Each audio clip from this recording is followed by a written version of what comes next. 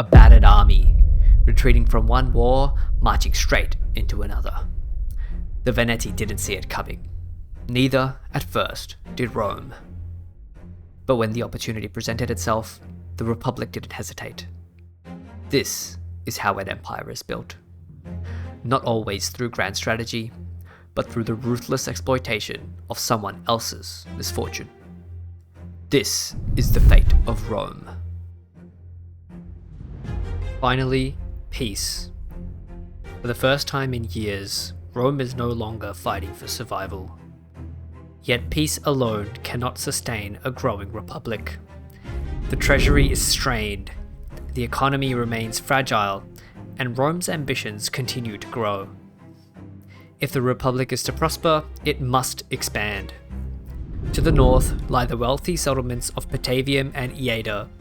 Their resources, trade routes, and strategic position offer Rome an opportunity not only to grow stronger, but to build the economic foundations of a future empire. With a new objective in sight, there will be little rest for Rome's 3 legions. By 253 BCE, the legions have marched north and stand ready on the borders of Veneti territory, waiting for the right opportunity to strike. 252 BCE. That opportunity soon arrives. The Veneti's most powerful army, the Tumult, has marched east to continue its war against the Nori, leaving Patavium dangerously exposed. Sensing weakness, Rome acts. Legio II crosses the border into Veneti territory, soon joined by Legio III. The campaign for Patavium has begun. Despite the Veneti's determination, the outcome quickly becomes clear. Rome enters the battle with overwhelming numbers and a disciplined combined arms force. Velite skirmishers harass the enemy lines, while the Roman infantry advances in good order.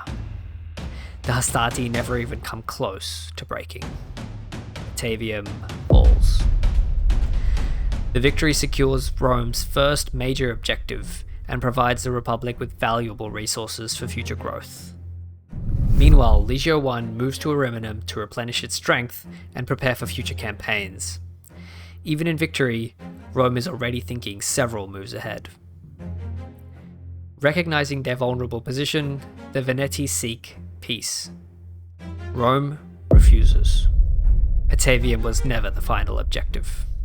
The Republic still has its eyes on Iader.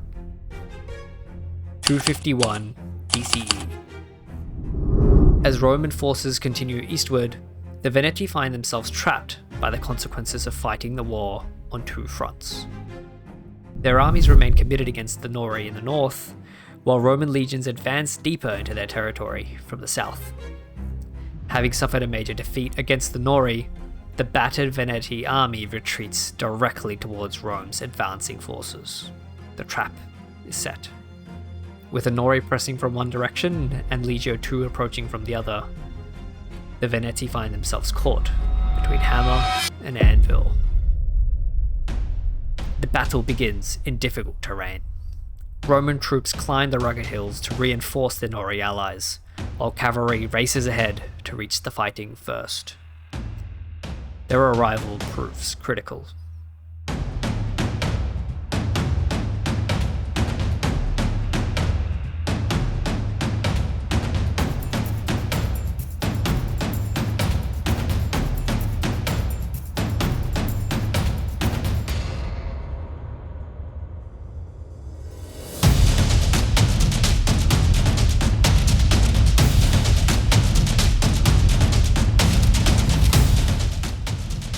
As the battle develops, Roman infantry steadily joins the line, while cavalry maneuvers around the enemy flank.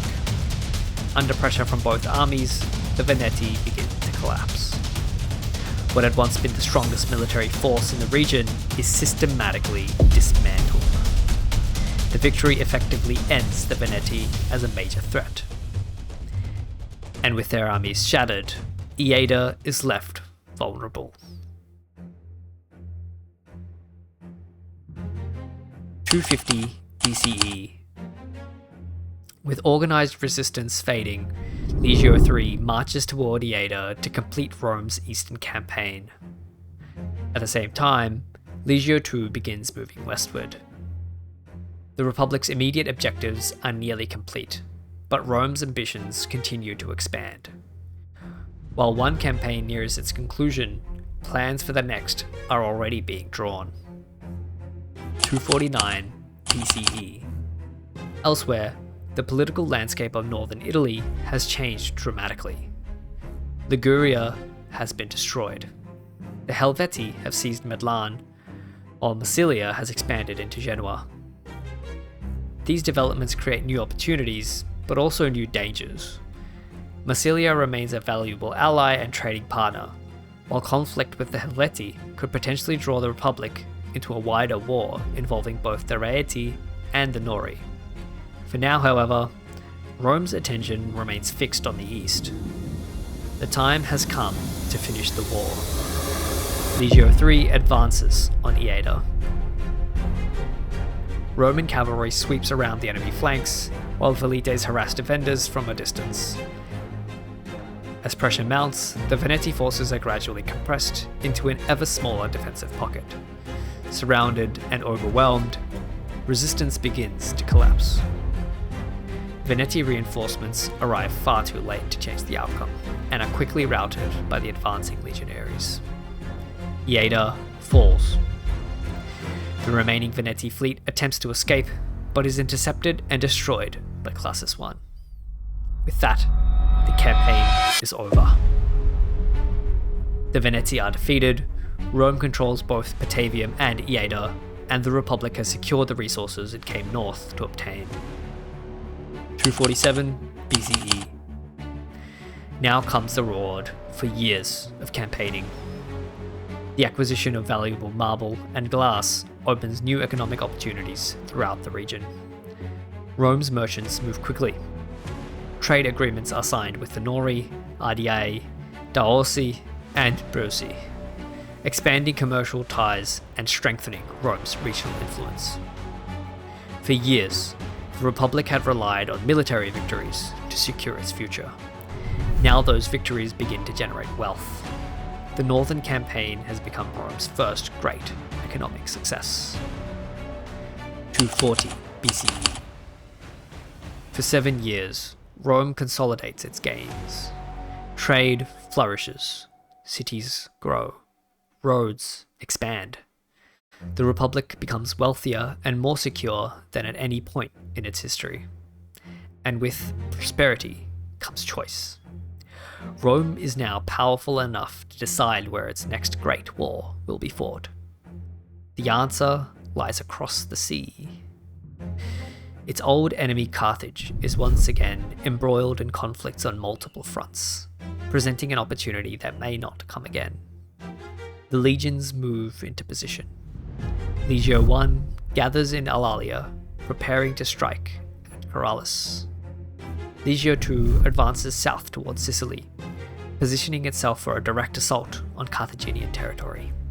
Legio III sails from Rome itself, ready to respond wherever the Republic requires it. For nearly a decade, Rome has expanded its wealth, secured its borders, and strengthened its armies. Now there remains only one rival worthy of its attention. Across the sea stands Carthage, and this time, Rome is coming for the heart of its empire.